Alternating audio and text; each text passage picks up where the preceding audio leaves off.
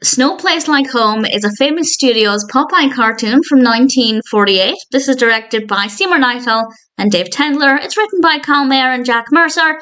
We have a voice cast including Jackson Beck, Jack Mercer, and Mae Questel.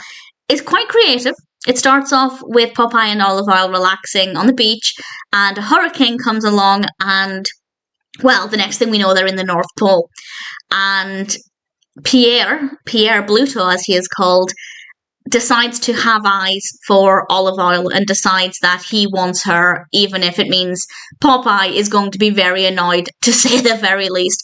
And the rest of the cartoon is Pierre trying to get Olive Oyl and Popeye trying to prevent it from happening, while obviously getting into some pretty difficult, awkward situations. And I'll say no more than that about the narrative.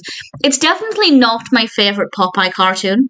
The story for me just wasn't that interesting. The setting didn't really appeal to me very much.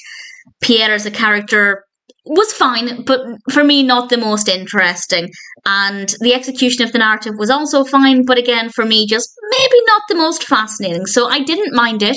I thought it was still a pretty good story and pretty well executed. Definitely very creative. In terms of personal tastes, it might not be my personal favourite. But that being said, I can't really fault it. The narrative was well executed. The pacing was very good. The animation was very good. All things considered, Snow Place Like Home is a pretty decent Popeye cartoon. It might not be my all-time favourite, but if you're a Popeye fan, then I'd say it's one that's still worth checking out.